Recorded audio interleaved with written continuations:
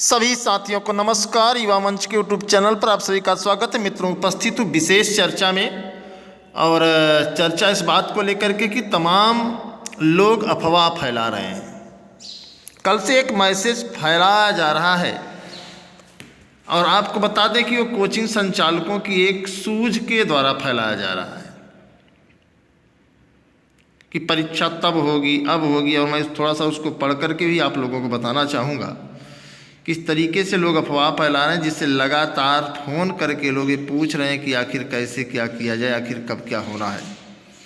तो मैं आप सभी को बताना चाहूँगा मित्रों कि आप लोग अफवाह से बचें, क्योंकि अफवाह फैलाने वाले लोग तमाम हैं। तमाम कोचिंग संचालक जब इसमें लग गए हैं तो ऐसे गुरुओं पर थोड़ी सी मुझे टिप्पणी तो नहीं करनी चाहिए, लेकिन मैं आप लोगों को बताना चाहूँगा कि ये टिप्पणी, देखिए, एक न्यूज़ आप लोग पढ़े होंगे। आयोग द्वारा प्राप्त सूचना के आधार पर आप लोगों को सूचित किया जाता है कि पीजीटी टीजीटी की भर्ती परीक्षा जुलाई के अंतिम सप्ताह या अगस्त के मध्य हो जाएगी।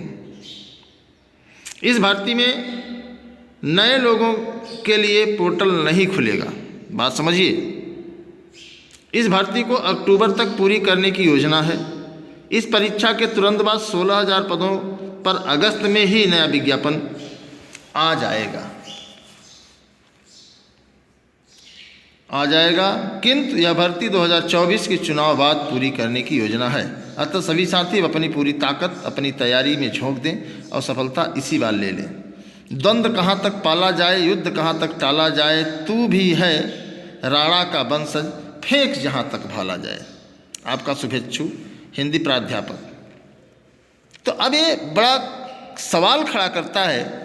अब ऐसे में जो भी साथी हैं युवा मंच से जो जुड़े हुए हैं लोग, जो युवा मंच टीम पर भरोसा करते हैं,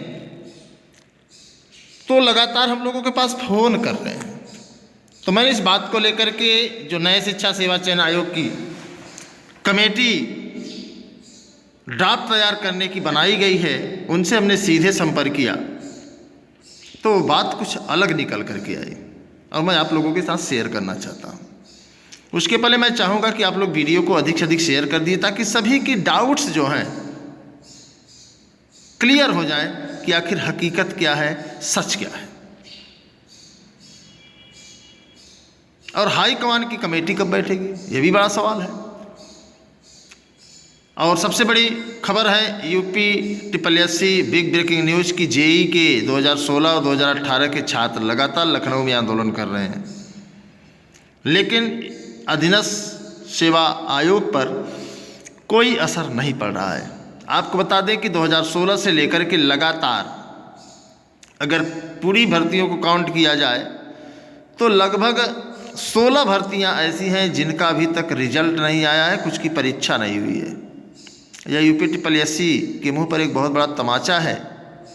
अब भ्रष्टाचार में यूपी SSSC तो आपको पता ही है कि एकदम संलिप्त है। ऐसी कोई भर्ती प्रक्रिया नहीं जिसमें भ्रष्टाचार की बूंदें आए। लेखपाल का भी रिजल्ट आया है जिसमें कई विवाद खड़े किए जा रहे हैं। आइए हम बात करते हैं खास तौर से नए शिक्षा सेवा चयन आयोग की कमेटी ने क्या कहा।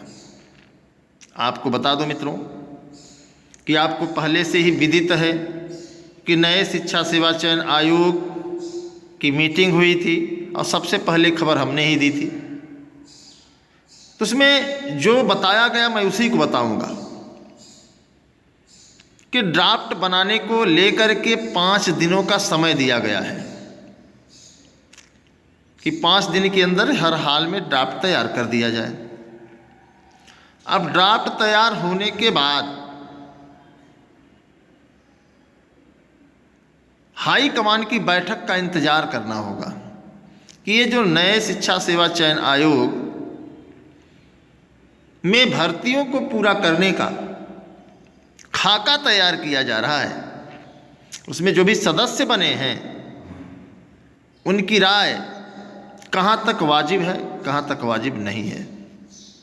उसके बाद हाई कमान की बैठक होगी और उस पर पूरा एक निरीक्षण किया जाएगा। कई IAS होंगे, कई आला अधिकारी होंगे। उसके बाद कहीं जाकर के जो है फिर जो है सरकार के द्वारा उसको विधानसभा में पेश किया जाएगा। और आपको बता दें विधानसभा जुलाई में चलेगा और जुलाई में उस पर कैबिनेट की मोहर लगेगी कि हाँ इसी तरीके से इसी तौर तरीके से जो भर्ती प्रक्रिया पूरी हो। हालांकि कैबिनेट की मोहर लग भी गई है जो बताया जा रहा है। तो ऐसे में हाई कमान की कमेटी बैठेगी, उस पर एक नज़र डालेगी, उसके बाद फिर सदस्यों व अध्यक्षों की नियुक्ति के लिए विज्ञापन जारी होगा। और आप लोगों को पता है कि विज्ञापन जो जारी होता है उसमें ड्यूरिंग 1 मंथ कम से कम 1 महीने फार्म भरने का होता है।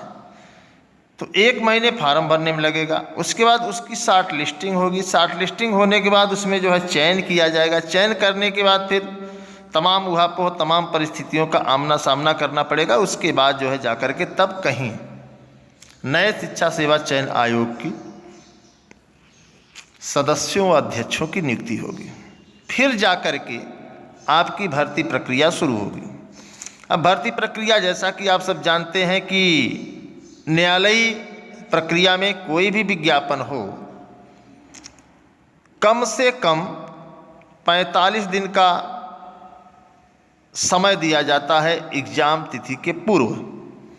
तो अब 45 दिन उसको आप समझ लीजिए। तो कहने का मतलब जो लोग दावा कर रहे हैं कि अगस्त में परीक्षा होगी, जुलाई में परीक्षा होगी, जून में परीक्षा होगी, तो ऐसे में एक मोटा मोटा आंकड़ा हम लगा सकते हैं कि सितंबर लास्ट, अक्टूबर नवंबर में ही कुछ हो सकता है। अन्यथा की स्थिति में इसके पूर्व तो संभव नहीं है। और ये तब होगा जब हम आप सक्रिय रहेंगे, लगातार दबाव बनाते रहेंगे, लगातार सरकार पर प्रेशर करते रहेंगे। तो अन्यथा की स्थिति में आपको पता है कि कई फाइलें धूल फांक रही हैं और फांकती रहेंगी। तो हमें आपको सक्रिय रहना है। आचार संहिता समाप्त होते ही हम आप जो है एक हुंकार भरेंगे और सरकार तक अपनी आवाज़ पहुंचाने का जो मकसद है उसको पूरा करने का प्रयास करेंगे।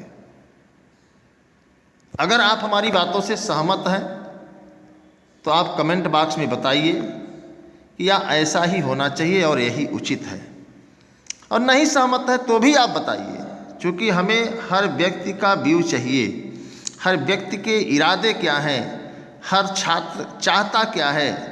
इन सभी इरादों को हम लोग लगातार वॉच करते हैं और उसके बाद एक निर्णय लिया जाएगा कि आखिर आपकी मंशा क्या है। और एक बड़े आंदोलन की तैयारी, जैसा कि आप सब जानते हैं 113 संगठनों के साथ संयुक्त बैठक दिल्ली में हुई और उसमें निर्णय लिया गया कि हम लोग जब लड़ेंगे तो कमर तोड़ लड़ेंगे, आर पार की लड़ाई लड़ेंगे, तभी जीत संभव है। और सरकारों से टकराना इतना आसान नहीं है। और आपको बता दें कि जुल्म बढ़ता जा रहा है हमारी मायूसी से।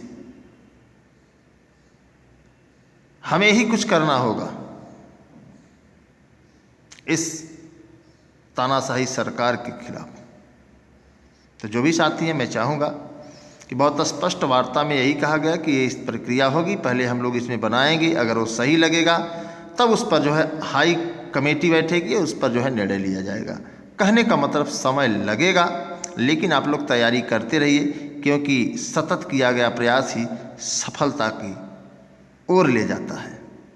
तो आप सतत प्रयास करते रहें।